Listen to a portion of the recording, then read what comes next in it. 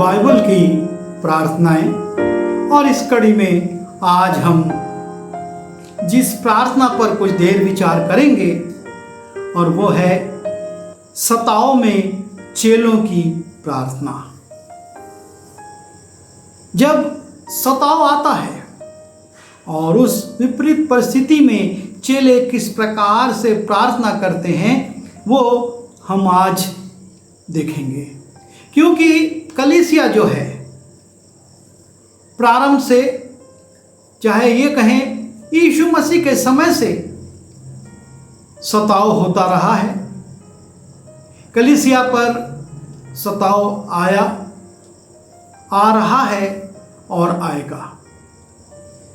कोई भी शताब्दी हो, सताव मसीहत पर, कलीसिया पर होता रहा है। उसको नष्ट करने, उसको रोकने और उसको सीमित करने का प्रयास होता रहा है और आज भी हो रहा है। और इसलिए ये प्रार्थना हमारे लिए सामयिक बनी हुई है कि हम इस प्रार्थना के माध्यम से एक बार फिर देखें कि कैसे सताव के समय में प्रभु यीशु मसीह के चेले प्रार्थना करते हैं और अपने आप को स्थिर रखते हैं। जब प्रेरितों का काम उसके 4 अध्याय के 23वें पद से हम जाते हैं और उसके 31वें पद तक को देखते हैं, यहाँ पर हम पाते हैं उस प्रार्थना को। पतरस और यूहन्ना को सताया जा रहा है क्योंकि उन्होंने एक 40 वर्ष से अधिक आयु के लंगड़े को, जो कि मंदिर के सुंदर फाटक पर बैठकर भीख मांगता था और सारे लोग जो मंदिर में जाते थे उससे वाकिफ थे, उसको जानते थे, उसको चंगा कर दिया था। और जब ये बात फैलने लगी तो उस समय के अगुओं ने पतरस और यूहन्ना को पकड़ लिया, पर चूंकि वो व्यक्ति उनके साथ था वो उसकी हानि नहीं कर सके, पर वो उनको धमकाते हैं, उनसे कहते हैं कि तुम यीशु के नाम से भविष्य में कुछ बातें मत करना। और चेले इस बात का इनकार करते हैं और कहते हैं, परंतु पतरस और यूहन्ना ने उनको उत्तर दिया कि तुम ही न्याय करो कि क्या ये परमेश्वर के निकट भला है कि हम परमेश्वर की बात से बढ़कर तुम्हारी बात माने। तुम न्याय करो, हम तो परमेश्वर की बात मानेंगे। और तब उनको धमकियां दी जाती हैं। लिखा है उन्होंने उनको धमका कर छोड़ दिया क्योंकि लोगों के कारण उन्हें दंड देने का कोई दांव नहीं मिला, इसलिए कि जो घटना हुई थी उसके कारण सब लोग परमेश्वर की बड़ाई करते थे और इसलिए उनको धमका कर छोड़ दिया गया। और तब 23वें पद से हम देखते हैं कि ये लोग जब आते हैं अपने साथियों के पास तो किस प्रकार से ये प्रार्थना करते हैं। वे छूटकर अपने साथियों के पास आए और जो कुछ महायाजकों और पुरनियों ने उनसे कहा था उनको सुना दिया। ये सुनकर उन्होंने एक चित होकर ऊंचे शब्द से परमेश्वर से कहा। एक चित होकर, क्योंकि परमेश्वर यह चाहता है कि उसके लोग एक मन हो। और यहाँ पर वही शब्द आया है कि जब ये समस्याएं आती हैं, सताव आता है, चेले एक चित होकर, एक मन होकर ऊंचे शब्द से, वो डर के मारे बुदबुदा नहीं रहे हैं लेकिन ऊंचे शब्द से प्रार्थना कर रहे हैं। परमेश्वर चाहता है कि आप और मैं एक चित होकर ऊंचे शब्द से अपने परमेश्वर से प्रार्थना करें। जब विपरीत परिस्थितियां आती हैं, जब सताव का समय आता है, जब महामारी का समय आता है, जब परेशानियां हमारे सामने खड़ी होती हैं, हम एक चित हों और एक चित होकर ऊंचे शब्द में परमेश्वर से प्रार्थना करें। और लिखा है, हे स्वामी, तू वही है जिसने स्वर्ग और पृथ्वी और समुद्र और जो कुछ उनमें है बनाया। ये प्रार्थना जो कि चेले कर रहे हैं, इसमें 2 भाग हैं। पहले भाग में जब हम देखते हैं वो परमेश्वर की बड़ाई करते हैं, उसके बड़े बड़े कामों को स्मरण करते हैं, वो उसका गुणानुवाद करते हैं। वो कहते हैं कि हे स्वामी, तू वही है जिसने स्वर्ग और पृथ्वी और समुद्र और जो कुछ उसमें है बनाया है। तूने पवित्र आत्मा के द्वारा अपने सेवक हमारे पिता दाऊद के मुख से कहा कि अन्य जातियों ने क्यों हुल्लड़ मचाया। वो परमेश्वर के वचन को स्मरण करते हैं, उन भविष्यवाणियों को स्मरण करते हैं जो परमेश्वर ने इस घटना के 8-9 साल पहले दाऊद से करवा दी थी। और वो कहते हैं कि तूने हमारे पिता दाऊद के मुख से कह दिया कि अन्य जातियों ने क्यों हुल्लड़ मचाया और देश देश के लोगों ने क्यों व्यर्थ बातें सोची।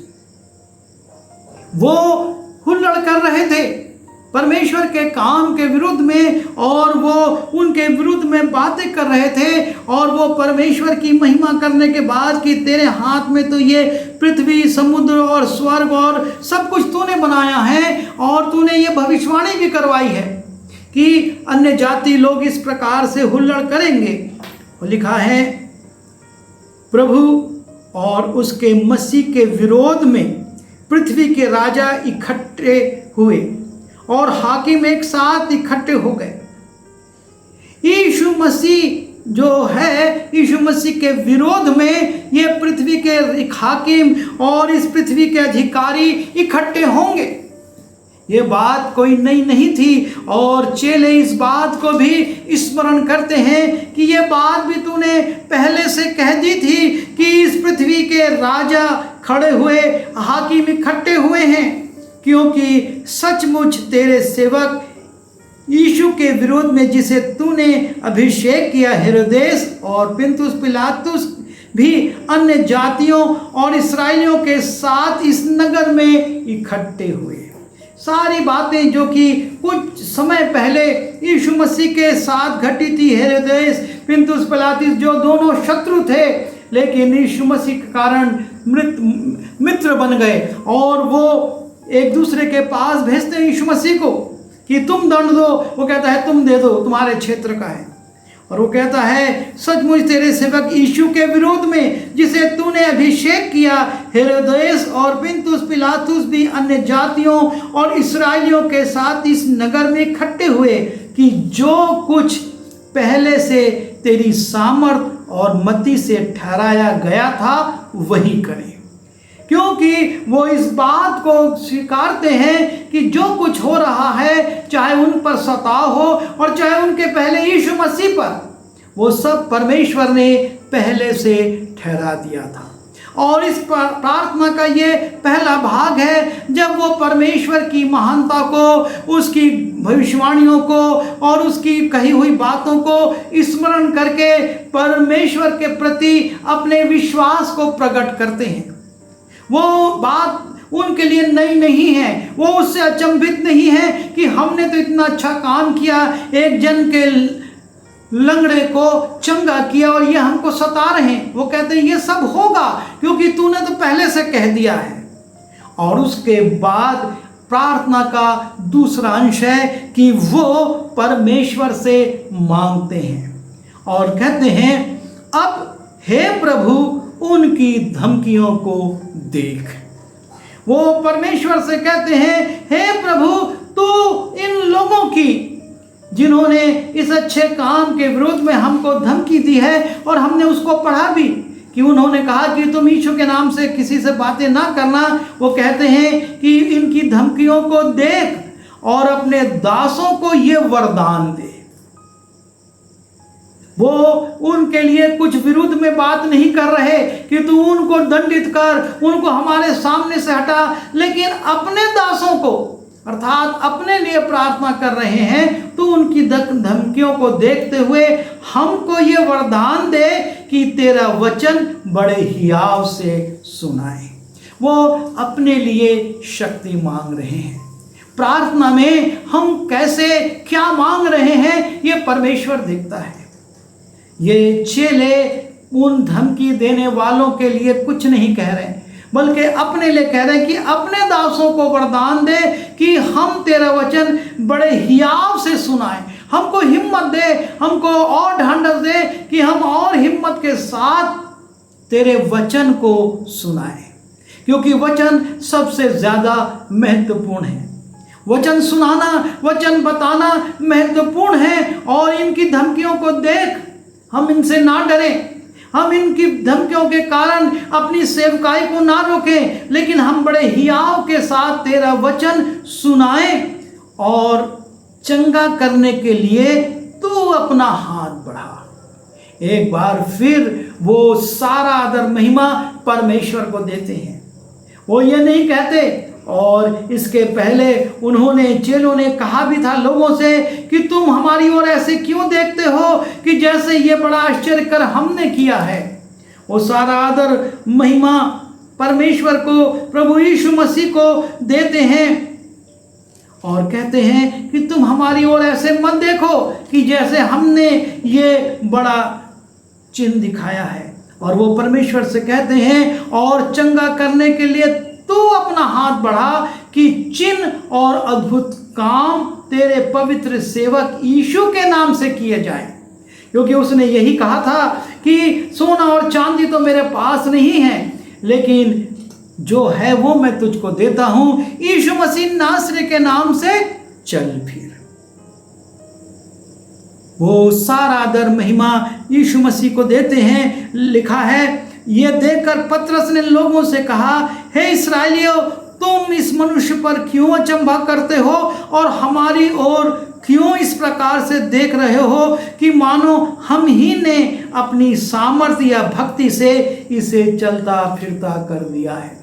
वो सारा आदर, गौरव, सारी महिमा केवल और केवल परमेश्वर को देते हैं, प्रभु को देते हैं, और यही प्रार्थना कर रहे हैं कि चंगा करने के लिए तू अपना हाथ बढ़ा। हम नहीं कर सकते इनको चंगा, लेकिन तू बढ़ा और चिन्ह और अद्भुत काम तेरे सेवक यीशु मसीह के नाम से कर सके। और जब चेले खुले मन से, बड़े हियाव के साथ अपने परमेश्वर से इस प्रकार की प्रार्थना करते हैं, तब हम 31वें पद में जाते हैं कि कैसे परमेश्वर उनकी प्रार्थना को सुनकर उस स्थान पर अपनी सामर्थ को प्रकट करता है। लिखा है, जब वे प्रार्थना कर चुके तो वो स्थान जहां वे इकट्ठे थे हिल गया। परमेश्वर की सामर्थ से वो स्थान हिल गया, क्योंकि जहां प्रभु उपस्थित है वहां सामर्थ है, और उसके सामने तो ये पृथ्वी भी टिक नहीं सकती।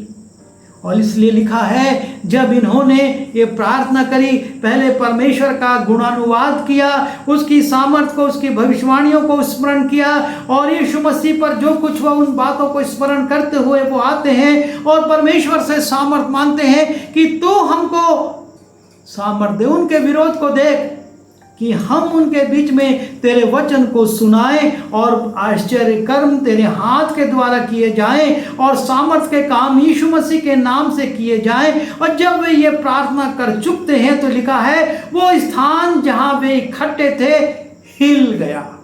वो स्थान हिल गया, और एक बात और वहां पर हुई। लिखा है, वे सब पवित्र आत्मा से परिपूर्ण हो गए और परमेश्वर का वचन हियाव से सुनाते रहे। जो उन्होंने मांगा था कि हे प्रभु हमको ये शक्ति दे, उन्होंने कहा था कि अब हे प्रभु उनकी धमकियों को देख और अपने दासों को ये वरदान दे कि तेरा वचन बड़े हियाव से सुनाएं। परमेश्वर ने उनकी प्रार्थना को सुना, उनको पवित्र आत्मा से परिपूर्ण किया, और लिखा है परमेश्वर का वचन हियाव से सुनाते रहे। जब हम परमेश्वर से हियाव मांगते हैं, जब हम परमेश्वर को महिमा देते हैं, जब हम परमेश्वर के सामने अपनी समस्या को रखते हैं, उस विरोध को रखते हैं, और उन विरोधियों के लिए नहीं लेकिन अपने लिए प्रार्थना करते कि हमको हिम्मत दे, हमको शक्ति दे कि तेरी सामर्थ वहां पर प्रकट हो, परमेश्वर अपनी महिमा के लिए काम करता है। आवश्यकता इस बात की है कि हम बाइबल में लिखी हुई छपी हुई इन प्रार्थनाओं को देखें और अपनी प्रार्थनाओं को उसके द्वारा और भी अधिक परिष्कृत करें। हम इस श्रृंखला में इसी बात पर विचार कर रहे हैं कि कैसे परमेश्वर के लोगों ने प्रार्थना करी और परमेश्वर ने उनको प्रत्युत्तर दिया। और लिखा है कि जब वे प्रार्थना कर चुके तो वो स्थान जहां वे इकट्ठे थे हिल गया, वे सब पवित्र आत्मा से परिपूर्ण हो गए और परमेश्वर का वचन हियाव से सुनाते रहे। प्रभु हम सबको आशीष दे। आइए प्रार्थना करें।